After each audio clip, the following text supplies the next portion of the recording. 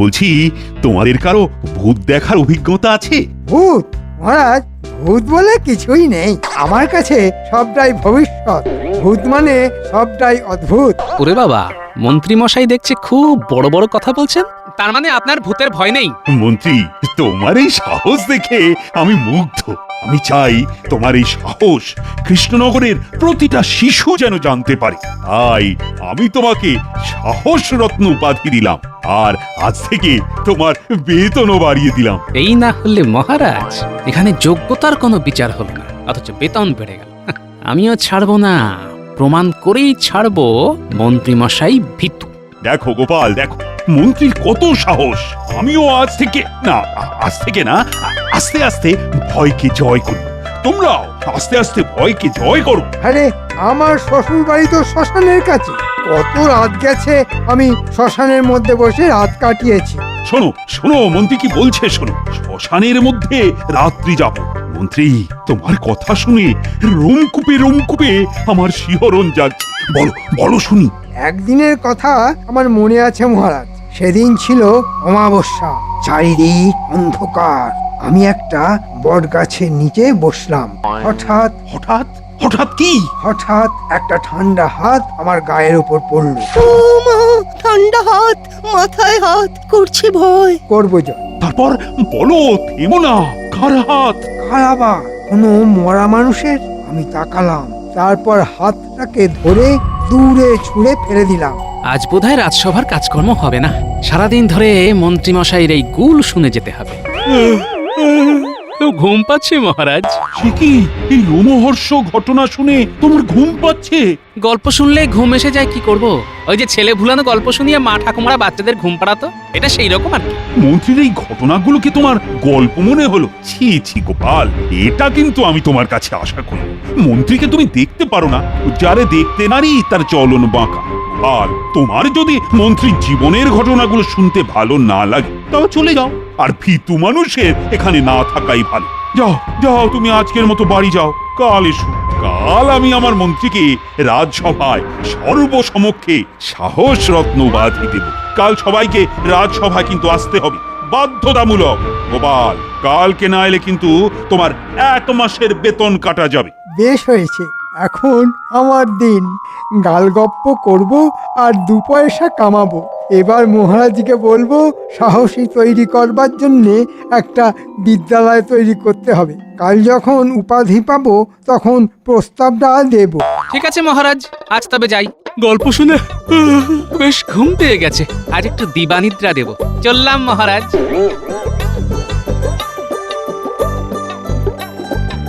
কি গো গোপাল দাদু, আজ এত তাড়াতাড়ি চলে এলে? তোমার কি শরীর খারাপ? না রে, শরীর খারাপ হতে যাবে কেন? আজ আমার মন খুব ভালো। সবে তো অনর্থ দিবস পাওয়া গেল, তো আজ একটু দিবানিদ্রা দেব, বুঝলি? ও তাই, তাহলে তুমি দিবানিদ্রা দাও আর আমরা খেলি। হ্যাঁ, খেলা কর, তবে তোদের দরকার পড়বে একজন সাহস রত্নের সাহসের পরীক্ষা নিতে হবে। সাহস রত্ন? সে কে গো গোপাল দাদু? এ নামে তো কেউ কৃষ্ণনগরে নেই। আজ নেই, কিন্তু কাল থেকে আসবে, পরে সব জানতে পারবি। চলি রে।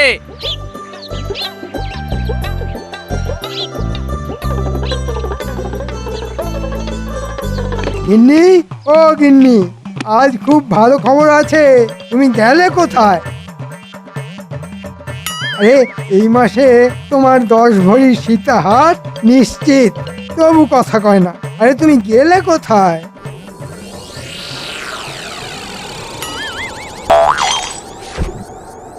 হ্যাঁ, এ আবার কি? চিঠি? বউয়ের চিঠি?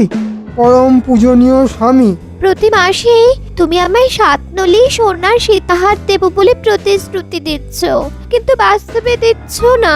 মাসের পর মাস তোমার প্রতিশ্রুতি নিয়ে আমি আর থাকতে পারছি না, তাই চললাম। সীতাহার গলায় পরিয়ে আমাকে তোমার শ্বশুর বাড়ি থেকে তোমার বাড়ি নিয়ে যাবে, নইলে আর কোনোদিন তোমার বাড়িতে ফিরবো না।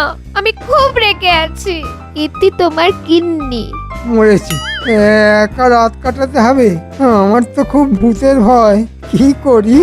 যাই, কিছু একটা ভুজুং ভাজুং দিয়ে বটা ঘটাকে রাজি করাই।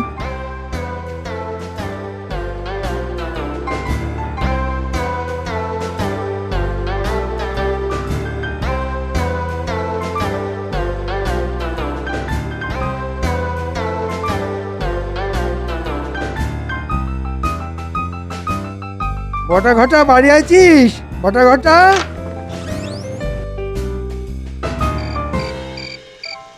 বলুন মন্ত্রী মশাই, আপনার কি উপকারে লাগতে পারি? শোন বটা ঘটা, গোপন সূত্রে খবর এসেছে আমাকে মারবার জন্য বিদেশি শক্তি সক্রিয়। তারা যে কোনো সময়ে আমাকে মারবে। আজ বাড়িতে গিন্নিও নেই, তাই তোরাই আমার ভরসা। চল। মানে আমাদের সারা রাত জেগে আপনাকে পাহারা দিতে হবে? হ্যাঁ, তাই তোদের কাছে আসা। এর জন্য তোরা দুজনে 1 মোহর করে পাবি প্রতিদিন। এক মোহরে সারা রাত? মানে খুব কম হলো না? বুঝেছি, চাপ দিয়ে টাকা বেশি নেবার ধান্দা। ঠিক আছে, কোনো রকমে এই যাত্রাটা উতরোই, তারপর তোদেরও ছাঁটবো। ঠিক আছে, শোন, তোদের প্রতিদিন আমি 2 মোহর করে দেব। এবার তো রাজি হয়ে যা। একটু দুজনে আলোচনা করে নি মন্ত্রী মশাই। হ্যাঁ হ্যাঁ, যাতে আমরাও না ঠকি আর আপনিও না ঠকেন। কি ঠিক বললাম? হ্যাঁ, ঠিকই আছে। হাতি কাদায় পড়লে পরে চামচিকিতেও লাথি মারে। ঠিক আছে। আরে 2 মোহর কম নয়। রাজি মন্ত্রী মশাই, আমরা কম সম করেই বললাম। কি বল ঘটা? হ্যাঁ হ্যাঁ, মোটামুটি ঠিকই আছে। 2 মোহরেই রাজি। তোরা বড় পাজি। চল তাহলে। চলুন। চলুন।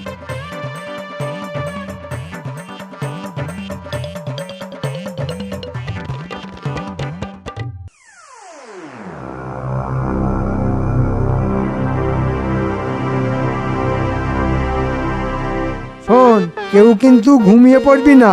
তোরা ঘুমিয়ে পড়লে তোদের ঘুমের মধ্যে যদি সেই গুপ্ত শত্রু এসে আমাকে মেরে ফেলে, তাহলে তোরা তো তোদের মন্ত্রীকে চিরদিনের মতো হারাবি রে। আর একটা কথা, তোরা যে আমার বাড়িতে রাতে ছিলিস, এটা কিন্তু কাউকে বলবি না। জানিস তো, আমার আবার শত্রুর অভাব নেই।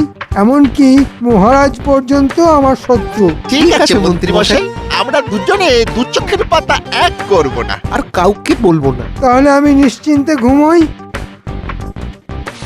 হ্যাঁ হ্যাঁ হ্যাঁ, হ্যাঁ। আপনি ঘুমোন, আমরা জাগি। আর মশার কামড় খাই।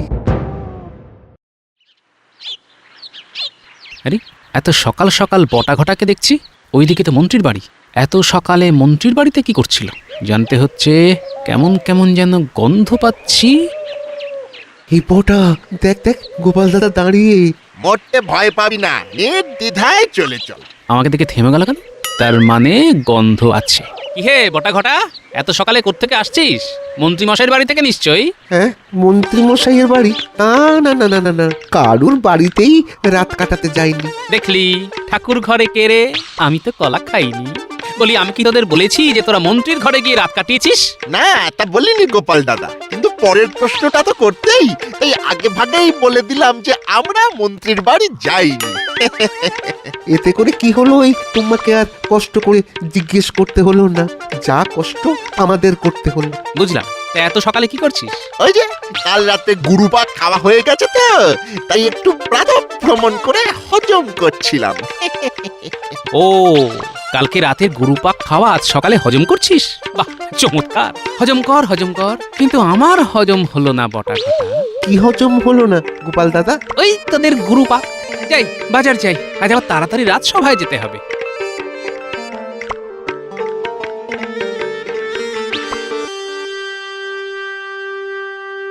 এই তো সবাই এসে গেছে। তাহলে আজকে সভা শুরু করি। কই গো সভা কবি, তোমাকে বলেছিলাম না মন্ত্রীকে নিয়ে একটা বেশ চাঁদরেল কবিতা লিখতে। তা কি লিখলে? প্রণাম মহারাজ, আপনার চরণে 100 কোটি প্রণাম করে আমার লেখা কবিতা পড়তে শুরু করি। মন্ত্রীমশাই মস্ত বীর, করেন না ভয় ভূতে, উল্টে ভূতেই ভয় পায় মন্ত্রীমশাইকে ছুঁতে। বাহ বাহ বাহ বাহ, চমৎকার। ভূত ভয় পায়, বাহ, বিষয়টা তো বেশ সুন্দর লিখেছো। ভূত যখন ভয় পায় তখন ভূতের মুখটা কেমন হয় মন্ত্রীমশাই? জানতে বড় ইচ্ছে করছে। আপনি নিশ্চয়ই দেখেছেন। বলুন না, বলুন না মন্ত্রীমশাই। কি সব উল্টোপাল্টা কথা বলছো গোপাল? আরে ভূতকে কিভাবে দেখবো?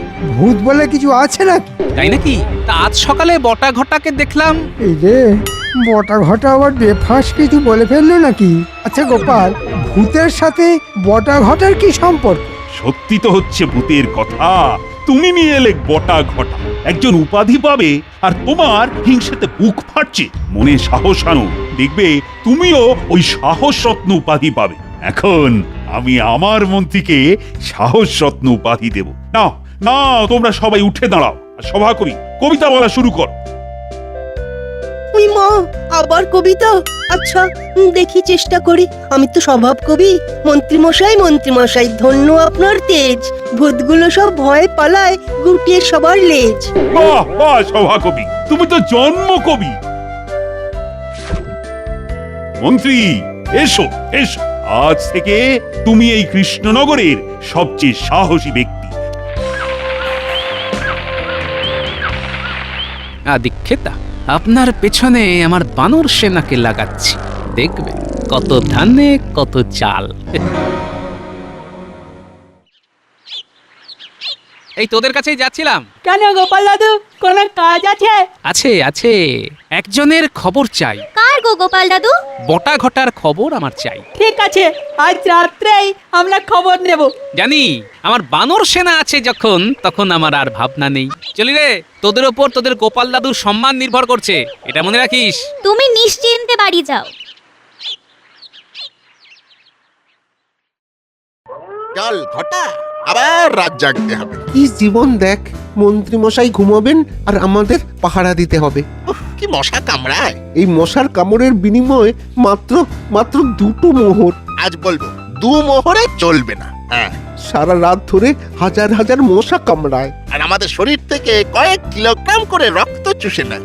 বটা ঘটা রোজ মন্ত্রীমশাইয়ের ঘরে পাহারা দিতে যায়। বটা ঘটার পেছনে চল, তাহলে বুঝতে পারবো ব্যাপারটা কি। তাহলে আর মায়া বাড়িয়ে কি হবে? চল যাই, পাহারা দিতে হবে। হ্যাঁ চল। চল।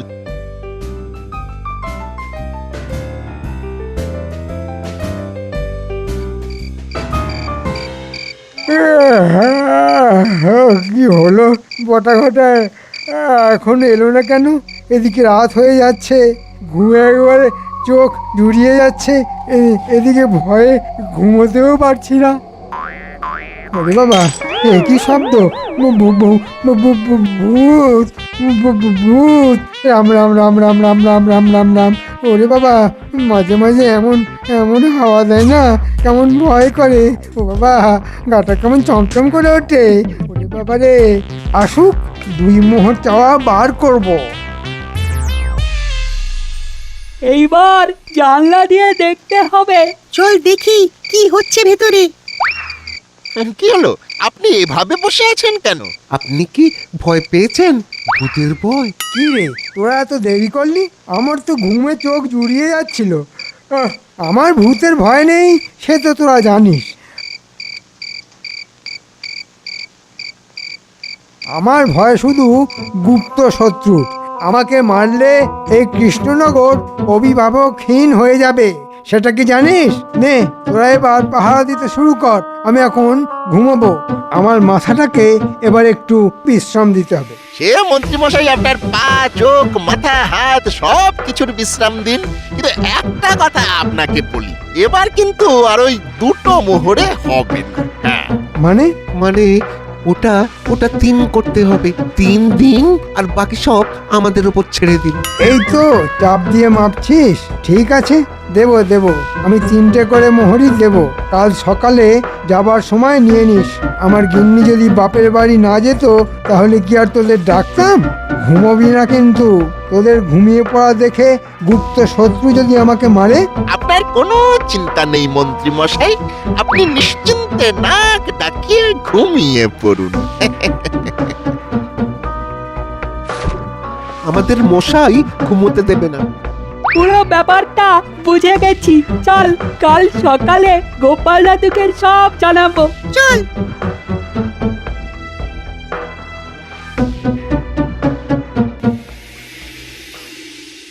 গোপাল দাদু, দারুণ খবর। মন্ত্রীমশাইয়ের বউ বাপের বাড়ি গেছে। মন্ত্রীমশাই তো ভূতের ভয় কাবু। তবে বলছে ওই গুপ্ত শত্রু নাকি মন্ত্রীমশাইকে মারতে চায়, তাই বটা ঘটাকে পাহারা দিতে হয়। এই রাত জাগার জন্যে বটা ঘটা আগে 2টো করে মোহর পেত, আর এখন ওরা দাবি করছে 3টে করে মোহর। বুঝলাম, তোরা দারুণ কাজ করেছিস। গিন্নি, আমার বানর সেনাকে সকালে না খাইয়ে কিন্তু ছাড়বে না। আমি এখন একটু বেরোবো। এই বলি, সাত সকালে কোথায় যাচ্ছ? হ্যাঁ, এই এসে বলছি। যা। সারা রাত কামড়ে গেছে মশা। উফ, এইভাবে প্রতিদিন মশার কামড়ে আমাদের কি দশা হবে বল দেখি বটা? ওই 3 মোহরেও হবে না, এবার 5টা করে মোহর লাগবে। হ্যাঁ, ভোগ করবে কে মোহরগুলো? হ্যাঁ, মশার কামড়ে কত রোগ হয় জানিস?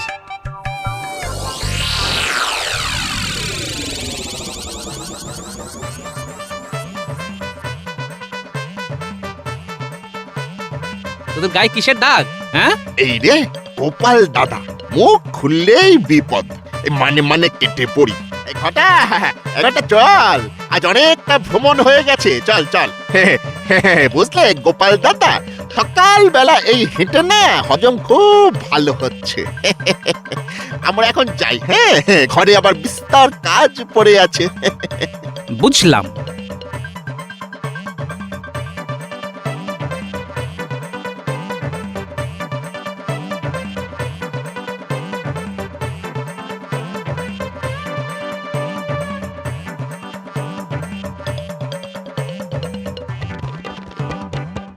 মহারাজের কাছে আমার একটা নিবেদন আছে। তা বলে ফেলো মন্ত্রী।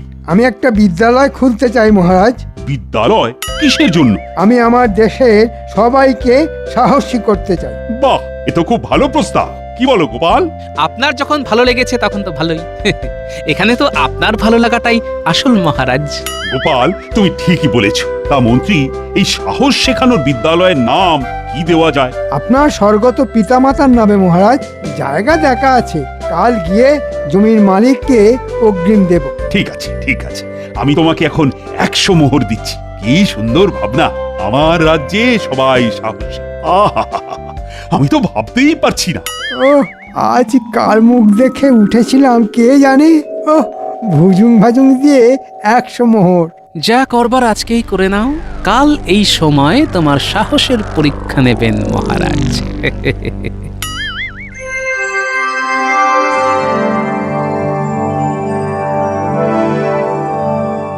মহারাজ, গোপাল আপনার সঙ্গে দেখা করতে চায়। হ্যাঁ, এত রাতে? দেখুন, কোনো বিশেষ কাজে নিশ্চয়ই আপনার সঙ্গে দেখা করতে চায়। ঠিক আছে। বুঝলে রানী, নিশ্চয়ই গোপালের কিছু অর্থ সাহায্য লাগবে। আজ মন্ত্রীকে 100 মোহর দিয়েছি না, তাই ওরও লাগবে। নাও তো হতে পারে। আপনি মাঝে মাঝে গোপালকে বড্ড ভ্রান্ত বিচার করেন। মাঝে মাঝে গোপাল কিন্তু খুব বাড়াবাড়ি করে ফেলে।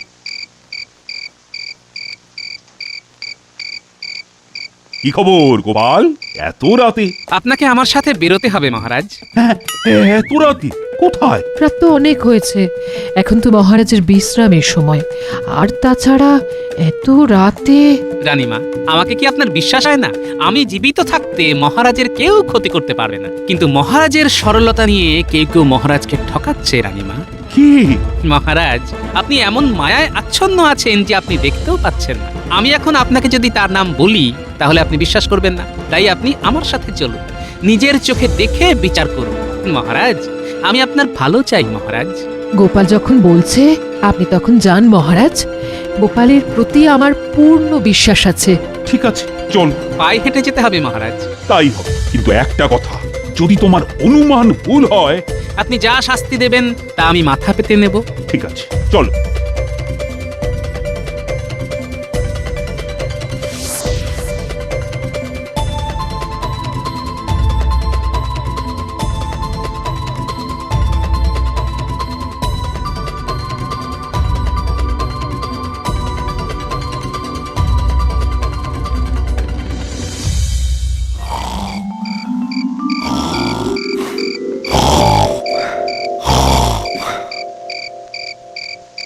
কি কপাল দেখ ঘটা, একজন নাক ডেকে সুখে ঘুমোচ্ছে আর আমরা সারা রাত ধরে মশা মেরে যাচ্ছি। উফ, ব্যাপারটা ঠিক বুঝতে পারছি না।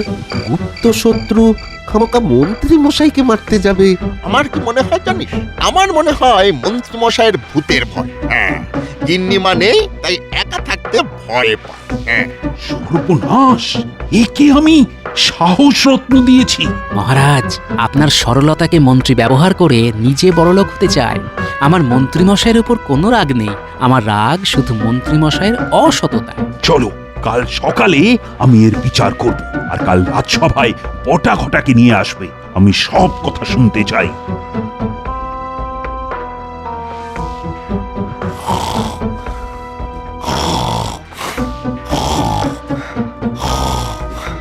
উফ, কি জ্বালা! এই যন্ত্রণা আর কতদিন চলবে কে জানে।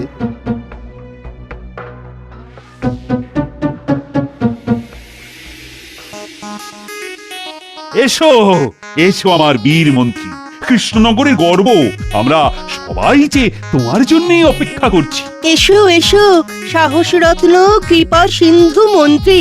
এতদিনে বুঝিলাম তুমি ষড়যন্ত্রী। ঘটা ঘটা, আড়াল থেকে সামনে দাঁড়া। মরেছে, আমি ধরা পড়লাম কি করে?